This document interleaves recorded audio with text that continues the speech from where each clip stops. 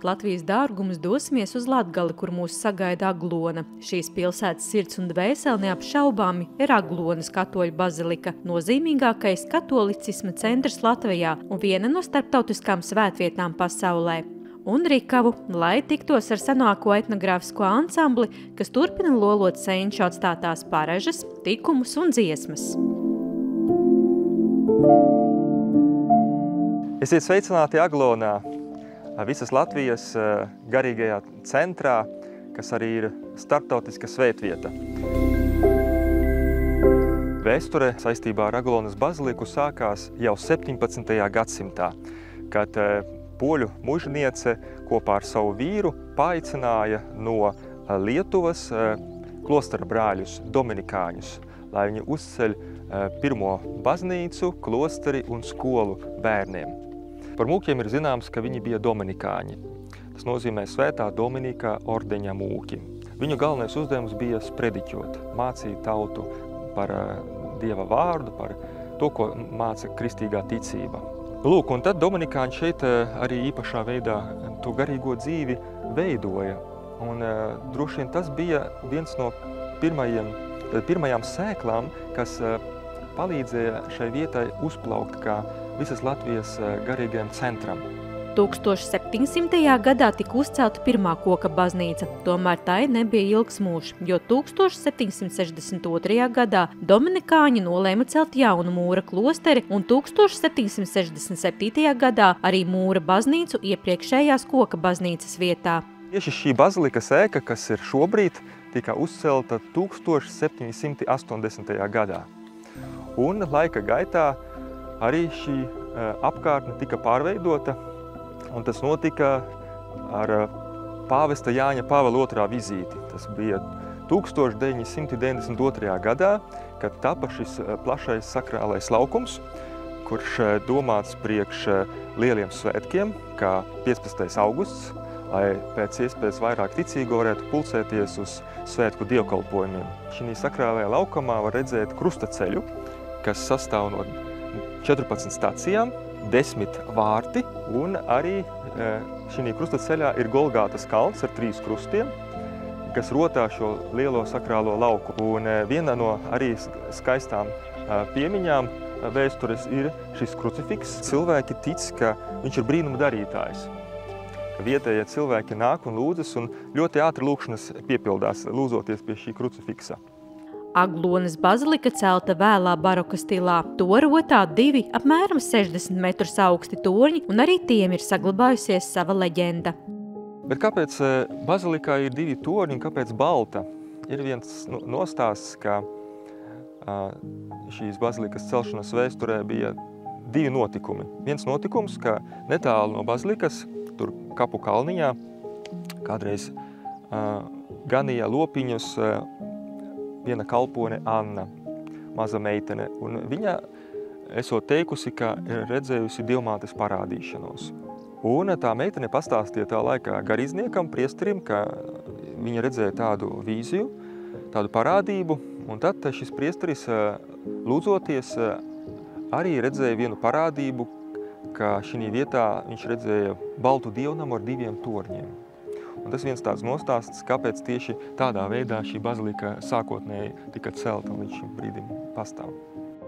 1780. gadā tika pabeigta mūra baznīcas celtniecība, kura nākamajās 10 gadēs dominikāņi rūpīgi labiekārtoja un grezni izrotāja. 1800. gadā šī jaunā mūra baznīca tika iesvētīta Visvētākās Jaunāves Marijas debesīs uzņemšanas godam. Tāpat kā daudzi citi Latvijas dievnami, arī Aglonas bazilika smagi cieta gan Pirmajā, gan Otrajā pasaules karā, kā arī padomju okupācijas gados. Dievnama lielākās pārmaiņas sākās 1992.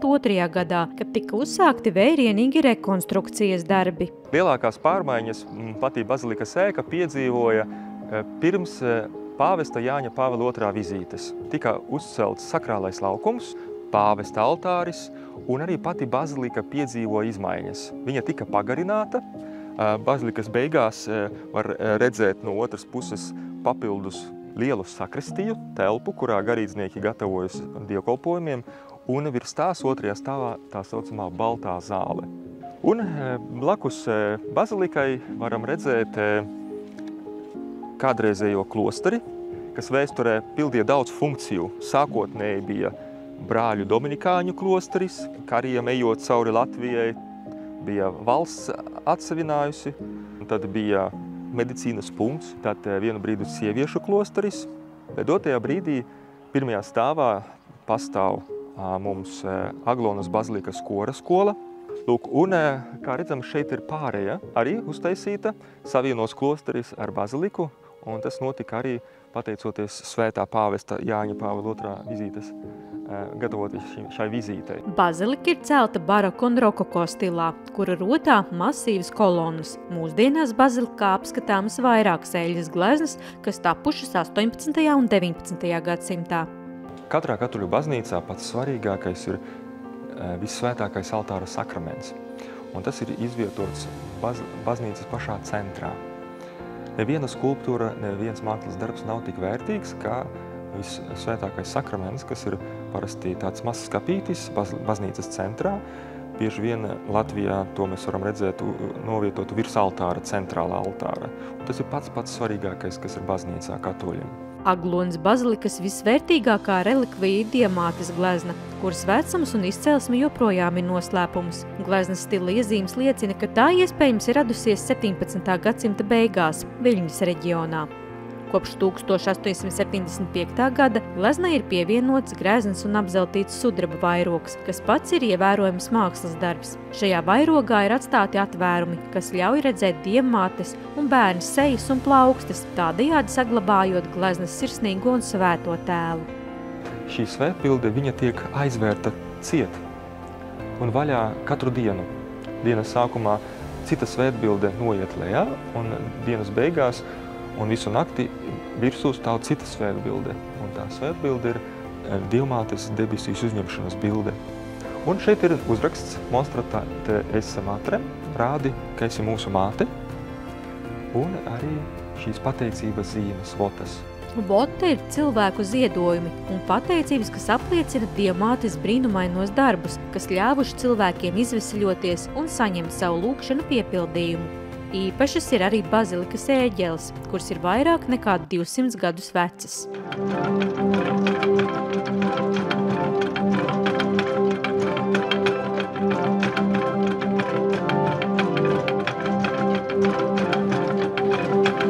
Šīs ērģeles ir vienas no vecākajām mūsu valstī. Ērģeles, var teikt, sastāv no 3 daļām, jo pirmās ērģelītes, tādas nelielas, bija jau vecajā koka baznīcā. Tas 18. gadsimta vidū, kad bija tā koka baznīca ar dažiem reģistriem. Un tad, kad uzbūvēja jauno baznīcu, tad ērģeles pārveda uz jauno baznīcu un pakāpeniski mazliet palielināja reģistru skaitu. Tad 1820. jau bija 8 reģistri, tas nozīmē, ka pirmās ērģelītes pavisam knapas tādas bija. Un 1840. jau bija pilns, šeit ir 16 reģistri. Un tādas tās ir saglabājušās no tā 1840. gada. Tātad skanējums arī tāds ir, jo kā stāstīja priesteris, noteikti, ka baznīca mums ir barokāla, un arī ērģelēm attiecīgi ir barokālā stila skanējums. Tāds bišķiņ ass, ja liek tās smalkās balsņus, tāds metālisks, tāds ļoti skanīgs.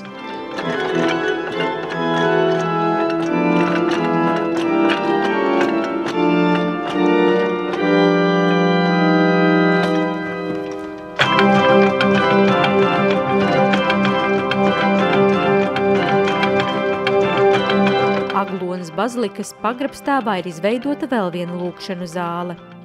Šobrīd mēs atrodamies bazilikas kriptā, kas ir pagrabstāvs. Ne visās baznīcās tāds ir, bet bazilikā ir īpaša ar to, ka šeit ir ļoti liela kripta. Un var pateikt citiem vārdiem, ka tā ir sava veida pazemes baznīca. Papildus telpa, kurā var notiekt dievkalpojumi, savs altāris, pat 3 altāri. Pārsvarā tiek izmantots tikai šis. Šeit notiek lielajos Aglonas svētkos dievkalpojumi un pārsvarā, kad arī ir skumīgie brīži, bēres, tad arī izvedīšana bieži vien notiek no šīs baznīcas daļas. šī baznīcas daļa, cik es sapratu un atceros, tika restaurēta un izveidota tāda, kāda viņa tagad ir, uz pāvesta Jāņa Pāvila II vizīti. Tad arī tika paaicināti skolēni, studenti no mākslas skolas, lai viņi piedāvā kādu rotājumu šai vietai. Un viņi tautiskus tādus elementus ir uztaisījuši šīs arkās, uztaisot tādu veidu gleznojumus, kādu šeit redzam. Aglonas bazilikas interjers ir bagātīgi dekorēts un veidots baroka stilā, kas piešķir dievnamam majestātisku un svinīgu gaisotni. Bazilika ar savu izsmalcināto māksliniecisko izpildījumu un reliģisko simboliku ir ne tikai garīgās pieredzes vieta, bet arī izcils mākslas un arhitektūras piemineklis, kas piesaista apmeklētājus no visas pasaules.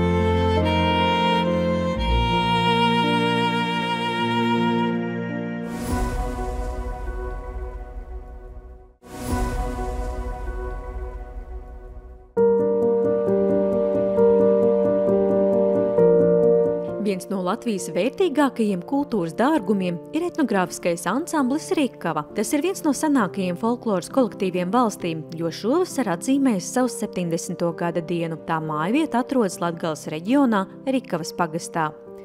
Visi muni gosti beja, kas munāji uztobā. Visi muni gosti beja, kas munāji uztobā.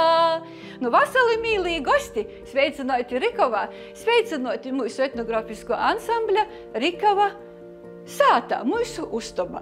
Etnogrāfiskais ansamblis Rikava ir būtiska Latgales kultūras sastāvdaļa. Rikava ir kā dzīva saikne starp pagātni un tagadni, kā ģimenes dārgums, kas tiek nodots no paudzes paudzē. Laiki mainās, paudzēm ejot, bet ansamblī tagad dzied gan dibinātāji bērni, mazbērni un mazmazbērni. Mūsu kolektīvs ir dibinots pirms 70 gadiem, un šogad augustā 10. mēs nosvinējam skaistu jubileju, bet, protams, tos jubilejas nebūtu, ja mūsim nebūtu stipras saknis, ja mūsim nebūtu nūdūts un saglobots tas montojums, kas šobrīd ir mūsu rūkos, jo arī mūsu karūgā ir iejausts ūzuls ar sakņam dziļi zemē stipram, ar zorim dabasūs un ar jaunam atvesam, ar jaunam zēļam. Tā kā līdz šam mēs esam uznāmuši to, ko vecāko paudze mūsējo mūsim ir nūdavusi un cenšamies to nūdūt saviem bērniem. Galvenais, lai būtu kam nūvēlēt, lai turpinotos. Te ir poša pirmo bildēte, kad sīvas sagojušas dzīdoja un folklorists Joņs Rozenbergs bija atbrauc un uzrunoja jūs, ka vajadzētu dibinot, saīt kūpā un dzīdot jau kolektīvā. Nu, jūs īdrūšinots, kolektīvs arī rodos, un 1955. gadā, tā ir bildēta Viļānūs, jau bija koncerts, kurā pīzadaļā mūsu sīvas jau un kūklietojs Antons Lozda. Jis bija pats kūkļu meistars, un arī ļoti skaisti spēlē kūkļi. Pēc tam jau sekoja 58. gads Reigā Latgalis kultūras nedeļa, un tā toļok te jau atkal ir arī tas pats vēļok Kozas Latgolā, Brēdobas muzejā. Nu, un tā pamozam mēs esam tūs 70 gadus, kā 7 sūļim, 7 zobakim tī godi pagoši. Mēs jau pošas vairs esam tagad tādā vecumā, kādā bija mūsu Janīna Mičuļa, mūsu iepriekšējo gūda vadētoja, tad, kad jai porjāme kolektīvu. Mēs jau viņas ir 40 gadi ansamblī. Jā, 40 gadi kā ansamblī. Atgojas ansamblī pirms 30 gadu jubilejas, kā jauna meitiņa.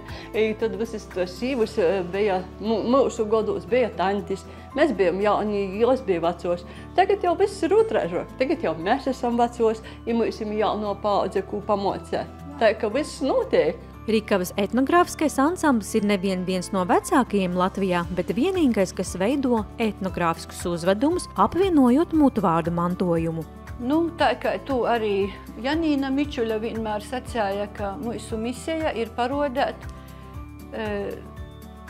tautas tradicionālo mantojumu kopumā, parodēt visu tātad sadzēvi, gūdus, darbarēkus, dzīsmis, sokom vārdus, parunas, posakas, porsakas, rūtaļis, rūtaļdejis, tātad nūdūt to nākamam paaudzam. Tikai dzīd vai kaut ko dara, tas viss ir labi, nesaku, ka tas ir švaki. Mēs katrs esam savaidoks, dēļ to mēs esam visi interesanti. Nu, mūsu misija ir tāda, un mēs esam Latvijā vienīgi, kas to dara, kas apvienoja tradīciju visos izpausmēs. Un kaut ko darīja Gita Lancera, sacēja Latvijas nemateriālā mantojuma centra eksperta, ja sacēja, tas ir veids, kā īpazīstinot cilvēkus, jaunīšus īpaši, ar folkloru. Tas ir viens no veidiem, un es nedomāju, ja sacīju, ka tas ir tik efektīvs, ka viss ir kopā. Šo 70 gadu laikā ansamblim ir bijuši vien 5 vadītāji, kur pēdējos 15 gadus kolektīvu vada Aija Dundure. Ilgi domāju, vai es varēšu, vai es esmu piemērota tādam pienākumam, bet, Janīna prasēja, un es nevarēju viņai atsacēt. Porņemt, nebija viegli, jo te ir ļoti liela atbildība. Ļoti liela atbildība gan, teiksim, to pašu Janīnas priekšā, gan tos cilvēku priekšā, kas to dibinoja un to visu sorgoja un nodeva toļok. Man sākumā bija ļoti labi un viegli tas, ka bija Janīna blokus, gūda vadītoja, kas pamocēja, pastostāja, jo jāsamocē bija ļoti daudz. Un galvenais, ka kolektīvs arī atbalstāja. Aizkilkoja dzagūzeite poša barza, viersilņai, poša barza, viersilņai. Mūsim ir superīgāko kolektīva vadītoja. Ja jūs nebūtu, tad mūsim arī to ansambļa nebūtu. Aija ir tas cilvēks, kas satur mūsus visus kūpā. Ja ir gan ar savu cilvēcību pret mūsim, pret katru, gan ar savu dzīves gudrību, ar savu, ja vajag arī tādu savu stingrību, jo reizēm vajag arī tū, nevar visus izlaist. Ja ir mūsu vispār kolektīva sirds dvēsele.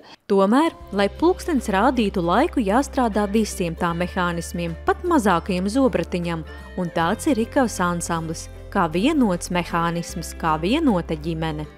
Mēs esam kā liela ģimene, jo savaižok nevar, ja mēs viens otru neatbalstam, viens otram nepalīdzam.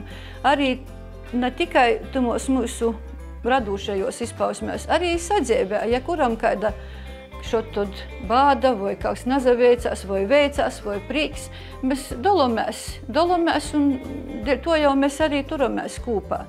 Šaltim goja olskaneņa, šaltim goja olskaneņa, paru stobulei godam, kas bei mīžu orojenči,